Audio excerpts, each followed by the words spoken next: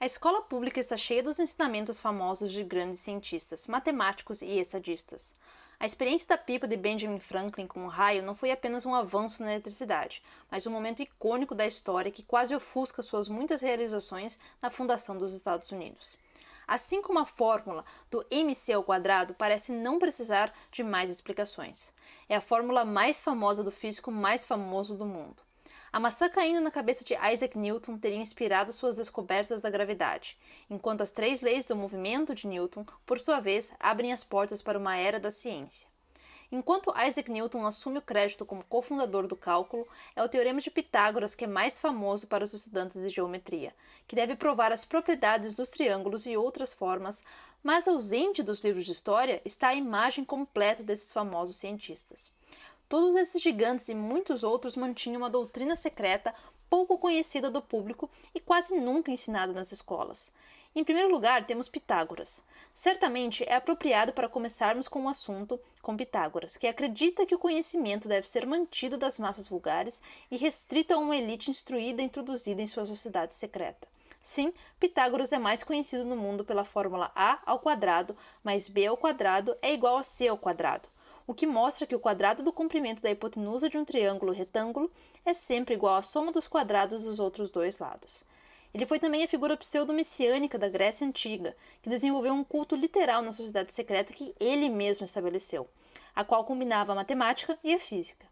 Ele liderou essa ordem dos amigos de Pitágoras, apesar do fato de ter se tornado uma ofensa capital seguir seus ensinamentos, até o prédio da escola acabando sendo queimado e ele exilado por rivais que suspeitavam de seus ensinamentos com inveja de serem mantidos de fora. Alguns dizem que Pitágoras viveu até os 100 anos. Ele era bem educado e nasceu de uma família rica nas ilhas mais ricas da Grécia, localizadas próximas à costa da Turquia. De acordo com um relato, enquanto sua mãe estava grávida, os oráculos preveram que tal criança superaria em beleza e sabedoria todos os que vivessem na Terra, e seria da maior vantagem para a raça humana e tudo que pertencesse à vida do homem. Por isso, acreditava-se que Pitágoras era um descendente divino do deus Apolo. Para redimir a raça humana, algo parecido com Cristo como uma figura nascida 500 anos antes de Jesus.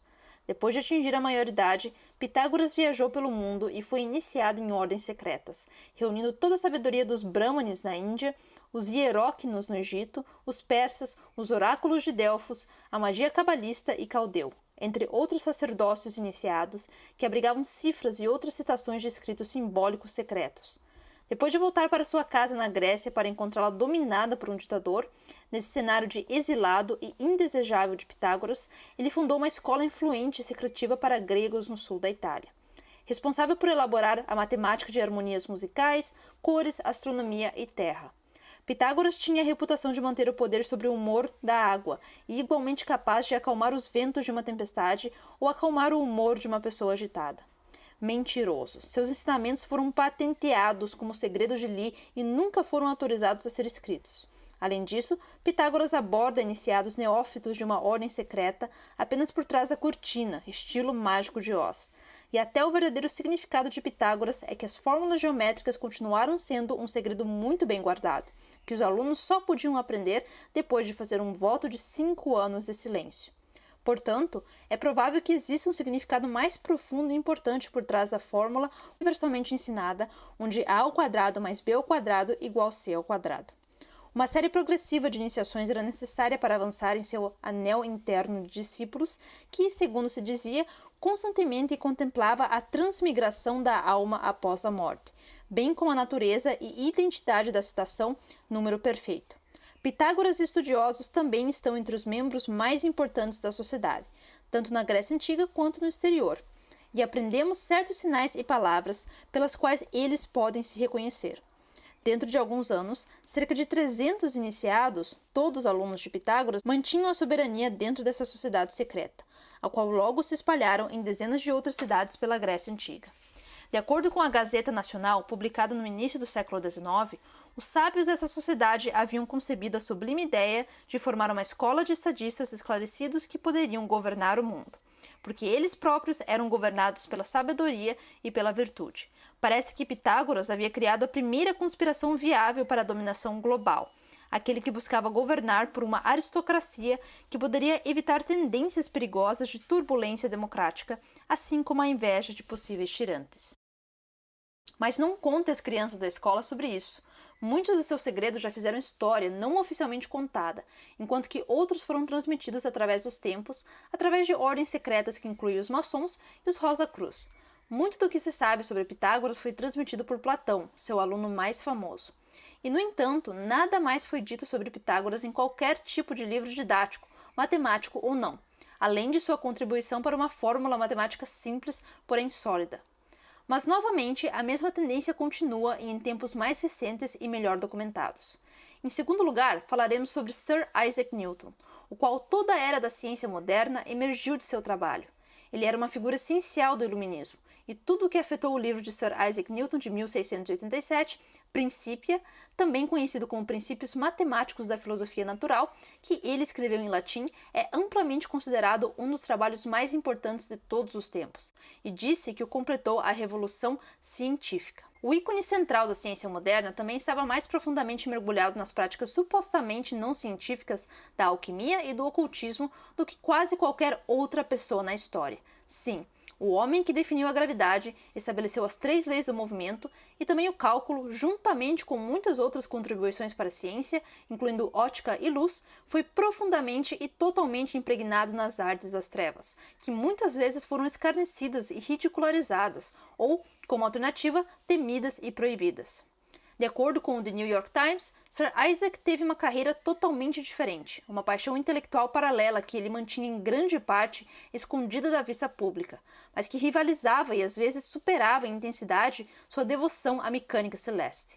Newton era um alquimista sério que passou noites e dias durante 3 décadas de sua vida confinado em sua moradia, em busca do poder de transmutar um elemento químico em outro. Isaac Newton também deixou para trás inúmeros escritos não publicados sobre suas verdadeiras obsessões, incluindo a alquimia, um pequeno segredo cujo qual era tecnicamente ilegal e potencialmente desacreditador de seu legado. Sem surpresa, seus herdeiros, parentes e sucessores ideológicos enterraram esses escritos alquímicos e tentaram esconder esse outro lado complexo e facilmente incompreensível de Newton por centenas de anos.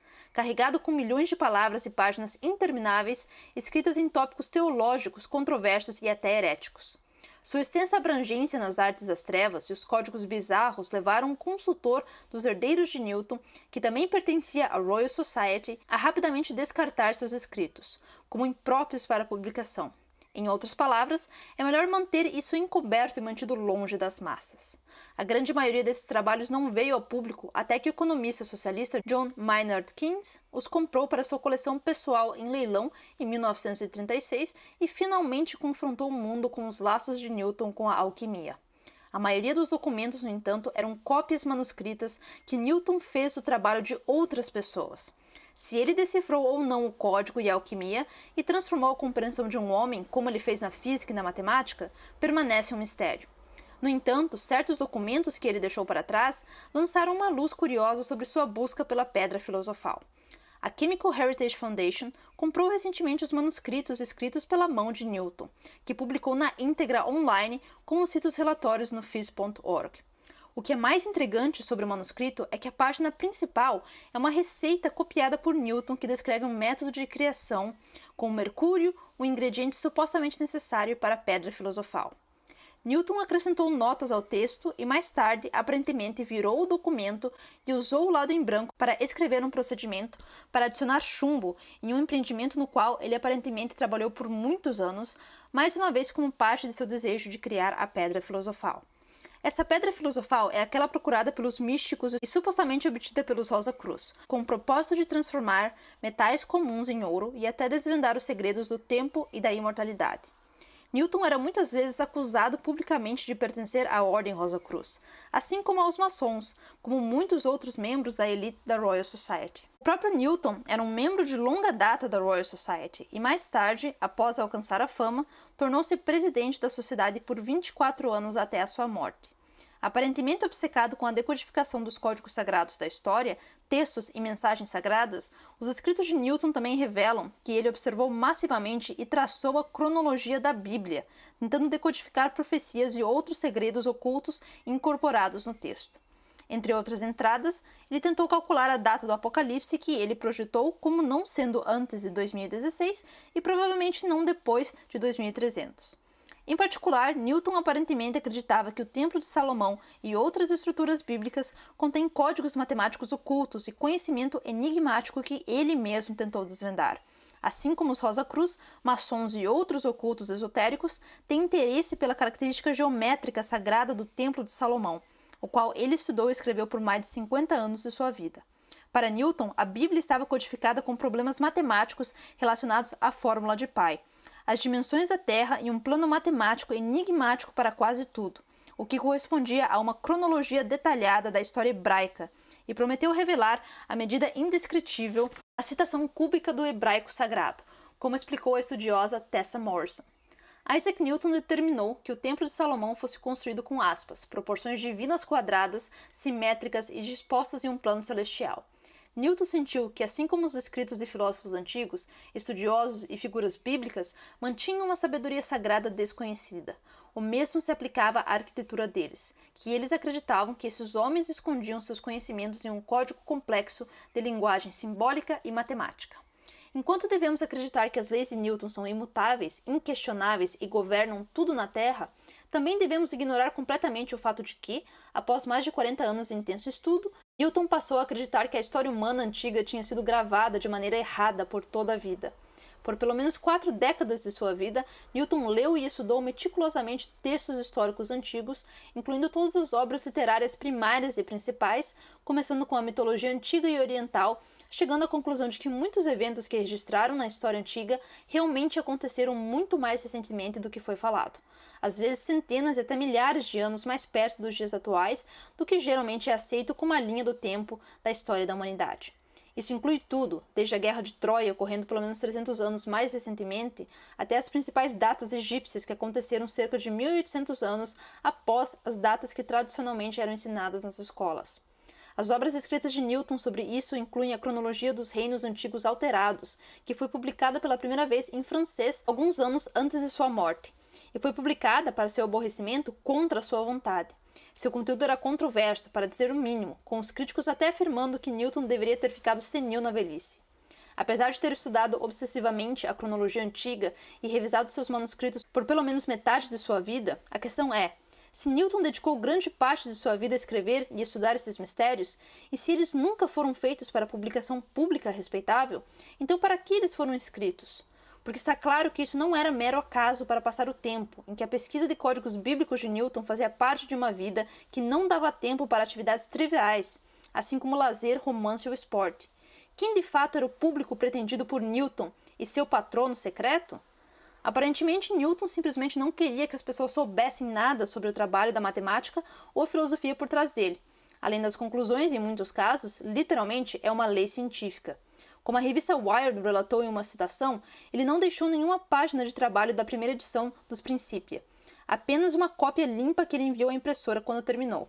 O Principia passou por 3 edições, no qual ele apresentou descobertas da ótica em uma linguagem formal que encobria os traços do trabalho duro que se supõe ter colocado nela, justamente porque Newton não queria que as pessoas soubessem como ele chegou a esse conhecimento. Eu acho que isso pode estar relacionado às suas crenças religiosas sobre o antitrinitarismo.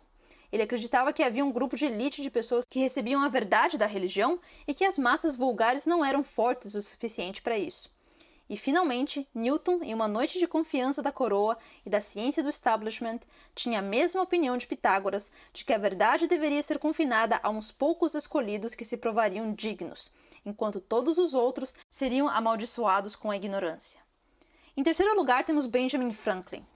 O cara da pipa, mas também o inventor dos óculos bifocais, o para-raios e uma gaita de vidro estranha que ninguém mais usa porque supostamente deixava as pessoas malucas. Ele já foi presidente da Pensilvânia, mas nunca dos Estados Unidos. No entanto, ele foi o único americano a ter assinado todos os 4 documentos fundamentais para a criação dos Estados Unidos: a Declaração da Independência, em 1776, o Tratado da Aliança com a França, em 1778, o Tratado de Paris, que encerrou a Guerra Revolucionária em 1783, e a Constituição dos Estados Unidos, assinada em 1787, apenas alguns anos antes de sua morte, e com apenas alguns anos de educação formal e um aprendizado sobre seu irmão como impressor. Ele se tornou um autor ávido que ajudaria os cientistas editores e até o Postmaster General, primeiro para a Pensilvânia, depois para a coroa britânica, e as colônias americanas e mais tarde para os Estados Unidos. Ele se tornou grão-mestre maçom da Pensilvânia antes dos 30 anos de idade e permanece ativo em várias sociedades secretas ao longo de sua vida, incluindo o famoso Clube de Fogo do Inferno, que ele visitou com frequência na Inglaterra. Enquanto seus motivos ocultos e a promoção da Revolução dos Estados Unidos ainda permanecem em dúvida, o principal deles era Benjamin Franklin, um agente duplo trabalhando para a Grã-Bretanha, assim como para a independência dos Estados Unidos. O próprio ex-diretor da CIA, Allen Dulles, admitiu que Franklin era o mestre da espionagem para os americanos de qualquer maneira. Enquanto negociava uma aliança importante com a França, ele supostamente estava manobrando seus espiões na Grã-Bretanha e tinha conhecimento contínuo de novos relatórios para generais militares sobre a situação dos colonos americanos. Foi dito ao rei, mesmo quando ele próprio estava cercado por espiões informantes em Paris, Dulles escreve que quantos espiões cercavam Franklin e quantos ele próprio possuía na Inglaterra, provavelmente nunca saberemos. Um desses espiões foi Edward Bancroft, outro americano que era o principal assistente de Franklin em Paris e que foi adicionado pelos britânicos cerca de um século após a Revolução como um de seus principais ativos e um íntimo confidente do historiador Franklin Cecil B. Curry. E o autor Richard Deacon descobriu uma história diferente após examinar documentos do século XVIII do Serviço Secreto Britânico e encontrar evidências de agentes duplos como Franklin, Edward Bancroft e outros espiões notórios da folha de pagamento britânica que estavam tão interessados em penetrar no círculo interno de poder francês quanto em entender e minar os movimentos americanos. Curiosamente, Franklin mais tarde protegeu Bancroft de acusações de trair os americanos e até denunciou seus acusadores. Além disso, Richard Deacon alega que o Hellfire Club, o Clube do Fogo do Inferno, ao qual Franklin pertencia e frequentava durante seu longo período na Europa, era mais do que apenas um site de orgia da sociedade secreta para pessoas ricas em reuniões subterrâneas sobre uma caverna sobre uma igreja onde eles faziam zombaria de rituais de tanques e usavam roupas e máscaras de monge enquanto conversavam com prostitutas que a chamavam de freiras. O Hellfire Club também foi coberto para reuniões entre espiões britânicos em uma arma secreta da inteligência britânica, o que pode explicar parcialmente a presença do famoso cientista e diplomata americano, que seria conhecido lá como o irmão Benjamin de Coco. Durante essa vida de fama, conquista e duplicidade, Benjamin Franklin aparentemente transmitiu informações detalhadas sobre as atividades de navegação americanas e manteve os britânicos informados sobre as intrigas do palácio em Paris, assim como quase todos os movimentos dos diplomatas americanos e da França. Se a teoria for verdadeira, Franklin era o espião número 72, ele parece ter servido 2 mestres e supostamente sustentava a ideia de que uma América livre era, de alguma forma, compatível com o todo-poderoso Império Britânico. Enquanto isso, aparentemente, ele também apostou em uma reivindicação da especulação de terras sob a Companhia Britânica Grand Ohio, por territórios na Virgínia, de que ele ganharia se somente o Reino Unido e não os Estados Unidos vencessem a guerra. E como se isso não bastasse, ele possui muitos esqueletos no armário. Há a questão dos 10 corpos encontrados enterrados sobre a sua casa de número 36 em Londres, onde Benjamin Franklin, que incluía os corpos de 6 crianças que aparentemente foram enterradas lá durante o tempo em que ele morava em Londres. A culpa caiu para seu colega de quarto, um médico que também pertencia ao Royal Society, que aparentemente usou os corpos para fins analíticos na medicina. Mas há muitas razões para questionar se esses cadáveres faziam parte de algo mais sinistro, incluindo o porquê de muitos deles serem de crianças. Pois, de fato, Franklin e seus companheiros duvidosos mantiveram muitos segredos e eram conhecidos por se envolverem em alguns rituais bastante questionáveis. Afinal, enterraram quase 12 de corpos, a maioria infantis, no porão, enquanto o resto dos inquilinos da casa, incluindo a própria esposa de seu colega de quarto, reclamavam do cheiro. Seja qual for o caso, foi suficiente para as autoridades relevantes dos dias atuais abrirem um inquérito, desenterrarem os restos mortais e levantarem alarmes sinistros na mídia. No total, o que há por trás desses mistérios, intrigas e contradições de um dos patriotas mais famosos e respeitados da América? Como ele alcançou tanta proeminência e a quem manteve sua verdadeira lealdade? Vale a pena notar que o filho legítimo de Franklin, William, publicamente em desacordo com seu pai, permaneceu um fiel britânico durante a Revolução Americana. Em quarto e último lugar, temos Albert Einstein. Até Albert Einstein, um dos cientistas mais famosos e célebres do século XX, tinha seus laços com o ocultismo. Em particular, é claro que Einstein estava intimamente familiarizado com uma das personalidades esotéricas mais conhecidas da época, Madame Halina Molesky, uma médium espiritual autodidata e cofundadora da Sociedade Teosófica. De fato, de acordo com várias fontes, incluindo sua própria sobrinha, Einstein sempre manteve uma cópia muito anotada das chaves de Blavatsky, The Secret Doctrine, a doutrina secreta, publicada em 1888, na mesa de seu estudo e a promoveu para seus colegas. Jornalistas como Jack Brown, que visitaram Einstein em sua casa, viram o livro em sua mesa e perguntaram a Einstein sobre isso, levando Einstein a ler algumas passagens em voz alta e depois se referir a ela como a Bíblia do Teosofista. Alguns acreditam que o intenso estudo de Einstein no trabalho de Esquisse é a verdadeira fonte de sua inspiração para a fórmula mc². O que quer que fosse, certamente não era fruto de décadas de experiência ou uma compreensão enciclopédica da literatura científica. Einstein tinha apenas 26 anos em 1905, quando escreveu seus artigos milagrosos. Um ano realmente milagroso durante o qual ele não apenas derivou o famoso teorema mc², mas também publicou 5 artigos importantes que contribuíram substancialmente para o que hoje é a física moderna, mudando completamente a história científica.